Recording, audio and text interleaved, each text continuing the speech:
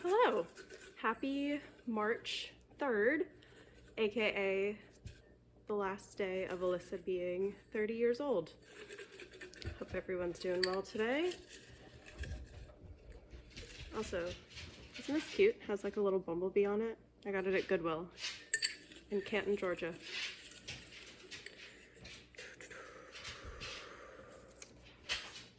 Okay. The surgery. So this is just like a little piece of Alyssa history, I guess. And also just an experience of what it's like to have your colon removed. So,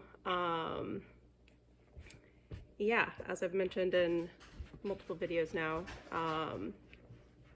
I had ulcerative colitis, which doesn't have a cure, and a lot of people can successfully manage it with various medications. A lot of people are able to cure it, or the medical establishment doesn't like to use the word cure for things like that. But I feel like if you've been in remission for like over a decade, I don't know, I would call that a cure. A lot of people have been able to cure their ulcerative colitis with dietary and other lifestyle interventions, which is really cool. I tried basically everything, at least everything that I knew existed back when I was 14 to 17 years old, which a lot less existed back then, a lot less knowledge about this kind of stuff. So yeah, tried everything and was never able to go into remission even for a little bit. So after having this disease for only 2.5 years, my doctors recommended that I have my colon removed because there were several concerns. I was really anemic just because of all the blood loss. For those of you who don't know, one of the main symptoms of ulcerative colitis is having ulcers in your colon, in your large intestine, and they bleed. So you're kind of just pooping blood a lot. And yeah, so that's not great. I had like iron infusions, and I had one blood transfusion actually. I was that deficient. But yeah, weren't able to really manage that well. And then because of my age, I got sick like basically right when puberty was starting for me. And I kind of never finished puberty. Well, not never. But it kind of paused for several years while I was sick. And so I was like 17 years old and had never had a period. And that is concerning because you need to like have natural like menstrual cycles. Well, the menstruation isn't the important part, but like you need to have the natural hormonal monthly fluctuations in order to fully, wow, words today, for bone density. You need it for bone density, and if you don't build adequate bone density at like during late teen 20s age range, you're a lot more susceptible to osteoporosis as an older person. And I actually was diagnosed with osteoporosis as a 17-year-old, which was certainly also related to me having to be on prednisone a lot, because that is also not good for your bone density. So obviously removing an organ is a pretty drastic and irreversible measure. But yeah, just given that I had already tried all of the drugs, as well as every diet and like alternative approach that I could think of at that point, and was still just in this sort of like unsustainable place, they recommended surgery, and I was not happy about it. It was very much like this was the worst case scenario situation that I had been working against for 2.5 years. Like, it was like that time in my life was pretty bad. I was in high school. I didn't really have a social life, or like I had like one best friend and a couple of other like friends that I would see sometimes, but like my main recollection of that time was just like if I wasn't working on schoolwork, I was sitting in the corner of my bedroom at my desk, like on the computer, reading nutrition forums or reading about like different probiotics or like food things. Like, it's even hard to remember exactly what all I was looking into, but it was all of my time and energy was focused on preventing losing my colon.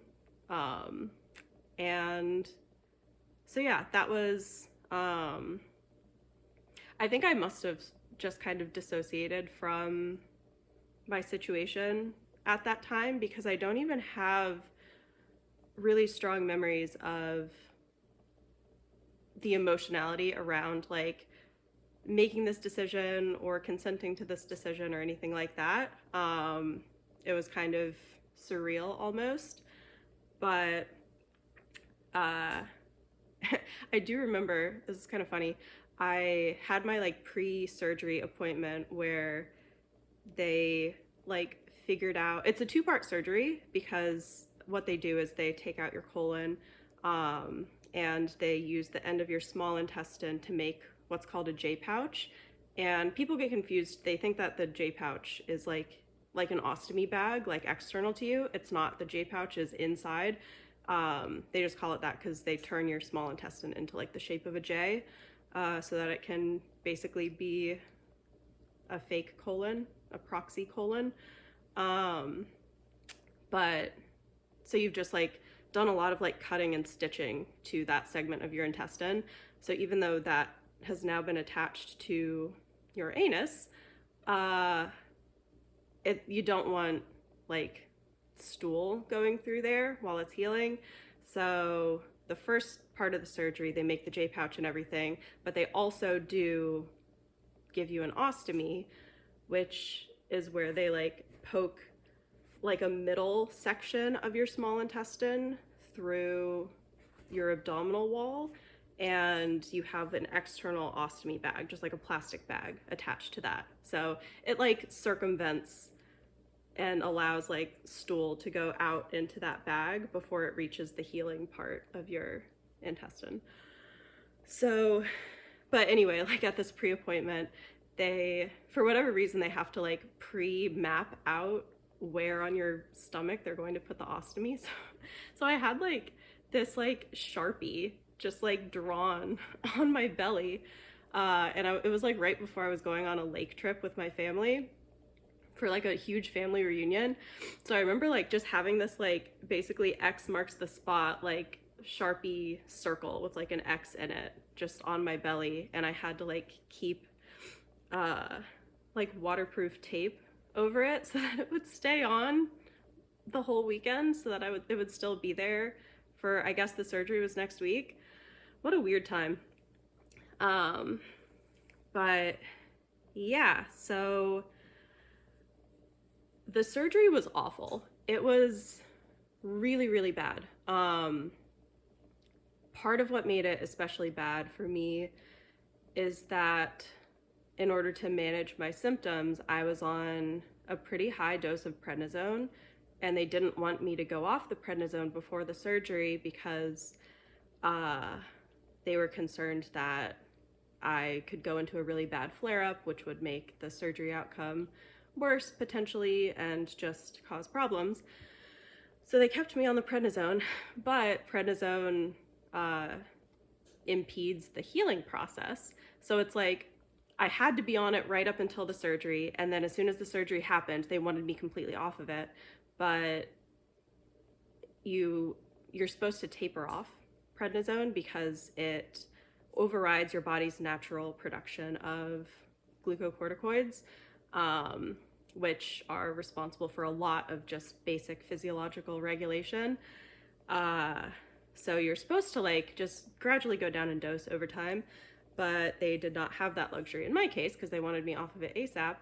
So the way this affected me is that for the first several days after the first part of the surgery, I couldn't sit up or stand up without like blacking out and feeling like I was going to throw up, which was really unpleasant because after surgery to like promote blood flow and recovery, they're like, man, the nurses are like on you. Like they want you to get up and get moving, even though like I have these like incisions in my abdomen and like everything hurts and I feel so nauseous and just like awful, just awful. But they're like, nope, you got to get up, you got to get up.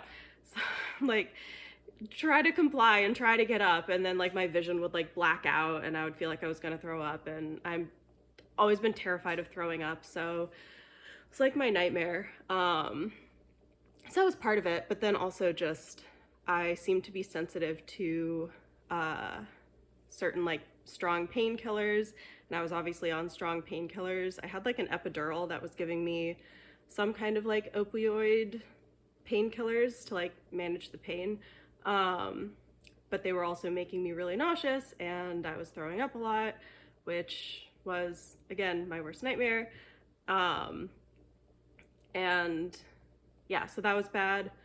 I actually remember like I like laying in the hospital bed feeling awful, and my parents probably like trying to comfort me and reassure me like, hey, like before you know it, you'll be up and around and running around outside enjoying the beautiful weather. And I remember like not believing them, which is crazy because like it was a planned surgery. It's not like there was ever any expectation that this would like harm my ability to just participate in life. But I don't know if it's because I felt so bad or if it was some like psychological thing, but I like could not process that I would soon be okay and that this would soon end. I think I stayed in the hospital for maybe a week after the first part, something like that. And so yeah, that whole part A of the surgery experience, awful. And then there's like whoop, that's my sweet potatoes. One moment. All the critters were like laying peacefully around me. Actually, can I pause this? Oh, I can pause it. Ah, that worked well. Sweet potatoes have been stirred. Okay. So there's like for me, they waited about 2 months in between part 1 of the surgery and part 2. Part 2 is where they get rid of that external ostomy bag and put your small intestine back inside of you, and now you have one contiguous gastrointestinal tract again. So that 2 months in between the surgeries, also horrible, awful. Actually, first of all, I'm giving you the whole play-by-play of this, because I feel like if anybody is like considering this surgery, I know a lot of times you literally don't have any other option, and if that's the case, like, I'm sorry. But I have also heard of people who like just kind of don't want to deal with other ways of managing ulcerative colitis anymore, and they just like want to go ahead and get it over with. And if that's you, just, I don't know, I think it's helpful to know what you're getting into. Obviously, I'm just one case, but I'm also like a real case. Like this is what my experience was. So so yeah, first few days after getting home from the hospital, I remember like just waking up each morning, and the period of time between like gaining consciousness in bed and until my first Tylenol of the day kicked in was just so hard, because every movement uses your abdominal muscles. You don't realize it until they've cut you open, but every movement uses it. I couldn't tolerate harder, like more intense painkillers, so it was just Tylenol for me. Um, and yeah, that was rough, but also normal. Like that's a normal thing that happens with surgery. Like it hurts and it's fine. Um, but the actual rough part of that middle period is that for whatever reason, my anatomy did not agree with having the ostomy, and I kept having these intestinal blockages. And usually, when you have an intestinal blockage, it's because of something that you've eaten. So when I would like present to the doctors with these symptoms, okay, no stool is coming out of my ostomy. I keep hearing and feeling like gurgles, like my intestines are trying to move stuff along and nothing is happening. Eventually the gurgles would turn into like really intense pain and cramping. Eventually then I would get nauseous, then I would start throwing up. And so yeah, they always thought that it was maybe something that I was eating. Turns out it wasn't. It was actually my intestines like pretzeling themselves and like a kink in a hose. And this happened, I don't remember exactly how many times over the course of that 2 months. I think I probably had to go back to the ER 2 or 3, could have been 4 times, I don't know. On one of those occasions, and the most infuriating part about this to me is that every single time I went back, I had to re-explain my entire medical history and answer, like, give them like my whole, just like as if they had no data, no information, no history on me at all. Like literally, this is the building. I was at Duke in North Carolina. Like this is where like you guys took my colon out. Like, bro, can't you look me up in your computer? Like I'm literally like crying in pain and throwing up. Like, are you really gonna make me retell you like my entire medical history? Anyway, so yeah, on one of these occasions, they like put this like long red sort of like rubber flexible tube that they had like poked holes in. They just like stuck that into my small intestine, like from outside of my stomach, stuck it in and just like pushed it up in there. And all of a sudden there was, sorry, this is really gross. All of a sudden there was like a gush of like stuff finally came out, which was an enormous relief to me and my parents and the doctors. And so like for a couple of weeks that kept the problem at bay. I would just have to like keep this red tube in my intestines, and my intestines would like try to push it out and I would have to like poke it back in. It's like such a ridiculous situation. But also that's probably the best example I've ever seen of like professional medical ingenuity. Like that's a freaking doctor right there. It was just this like young ER doctor who was just like on call in the middle of the night. I think he was like a resident or something, like not even like a full doctor yet. And he was like, I have no idea if this is gonna work, but I just like, we could just try this. So that was cool. That was cool. One of the times I went back, I did actually have to have emergency surgery because the tube had stopped working. And yeah, just the most pain I have ever experienced. Just like really, really, really, really intense, like cramping pain. Like initially it would come in waves, I guess, anytime my intestines would try to like move things along. And yeah, finally it just ended up being kind of constant, and I was like writhing on the bed and stuff, which like I generally tried to like, I don't know, just like be aware of the fact that my parents were there and not wanting to like stress them out a lot more. So trying not to be like too overtly suffering, but that was like very bad. So yeah, they had to like cut me open and untwist my intestines and whatever. And then I woke up with like an NG tube in my, it's like goes up your nose and down into your stomach. That's awful. Some people have those put in when they're awake, and that, yeah, I salute you. I had it taken out when I was awake, and that was awful because you just like they just pull it out and you feel it like coming like out of your stomach and up your throat and out your nose. Really bad. But yeah, so anyway, that was like the 2 month segment in between. Just awful, just bad.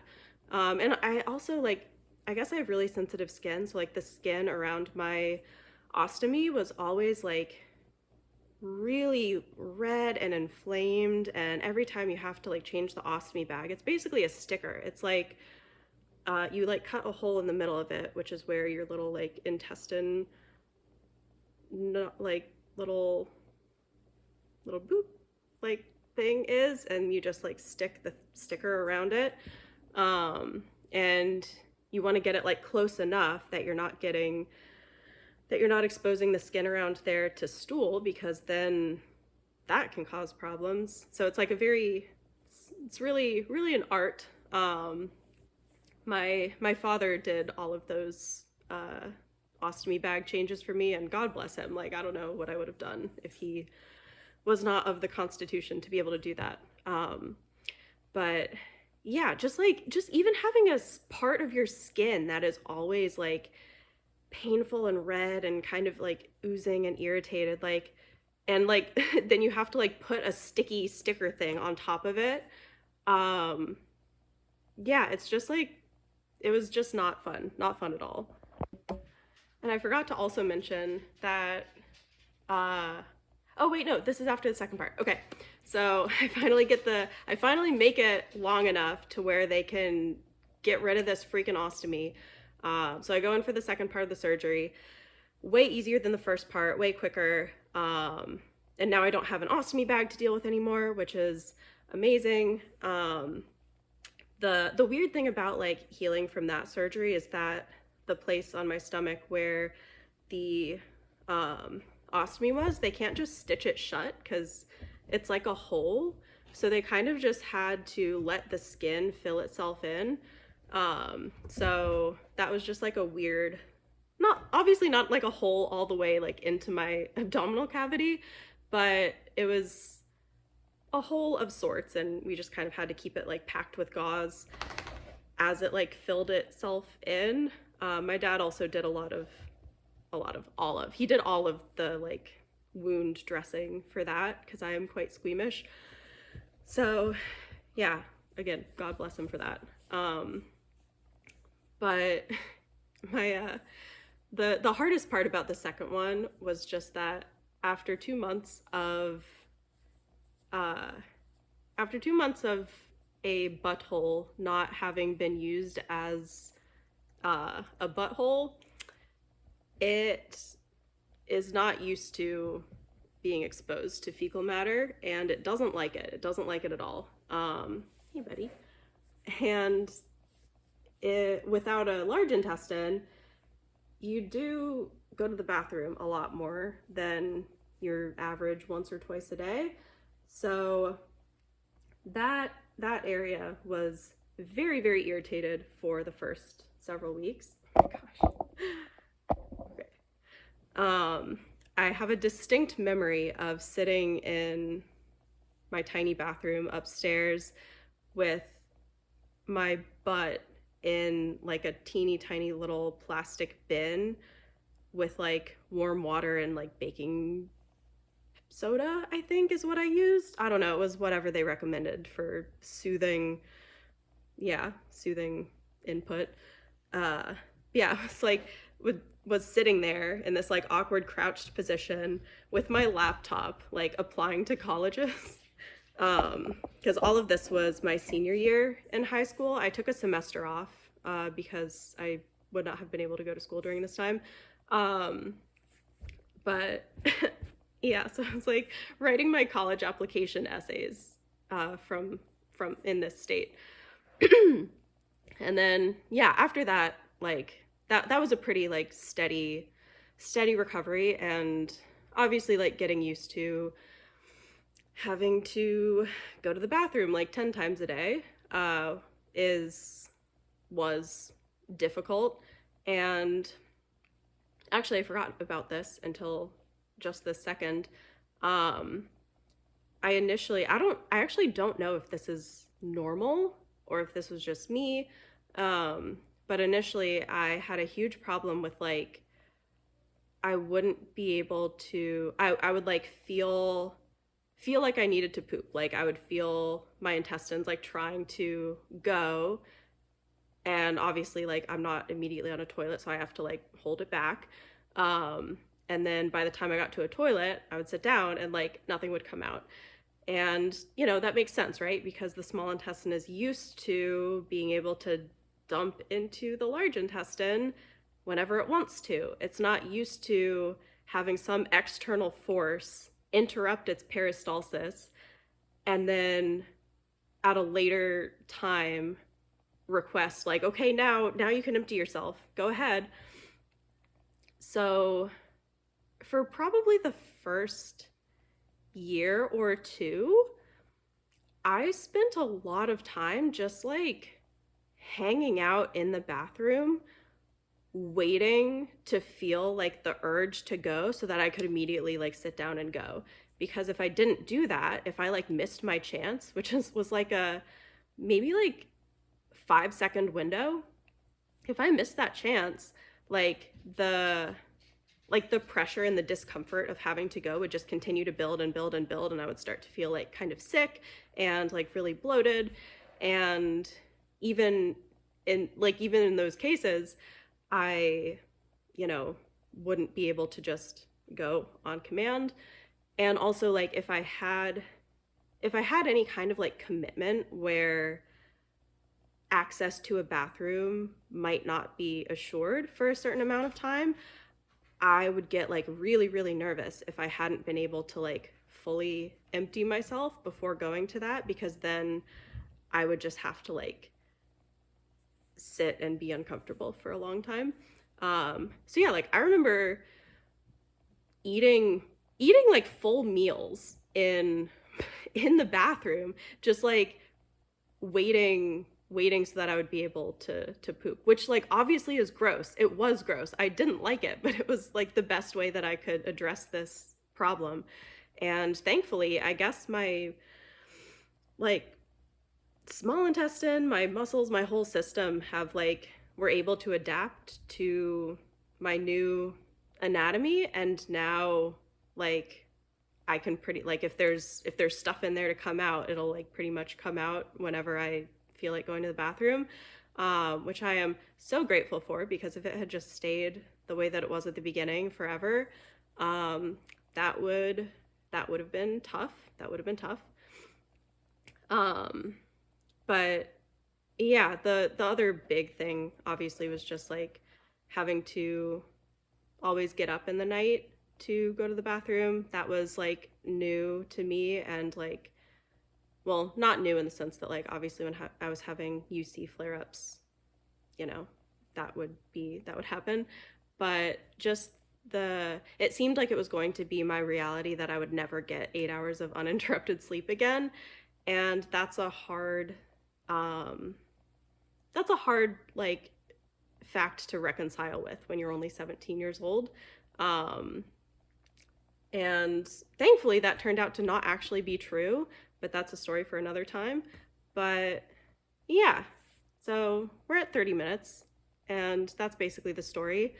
But I guess I should talk about like whether I'm glad that I did it or whether I regret it. I definitely don't regret it, because I don't think that, well, okay, so had I known then what I know now, I wouldn't have done it. Like there are other things that I would have tried, but I didn't know then what I know now, and it would have been impossible for me to know then what I know now. So like it had to happen this way. And because of that, like it wouldn't make sense for me to regret it.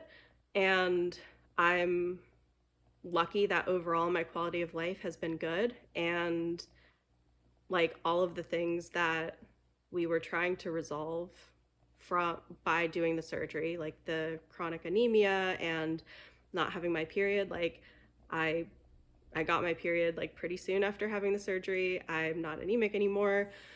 Um, I definitely wasn't cured. I still have various issues related to autoimmunity, related to gut stuff, pouchitis, and all that kind of stuff. But um, like overall, I've been able to live a normal life. I went to college, finished college, have had several jobs, have a house, have animals, like normal life, normal function.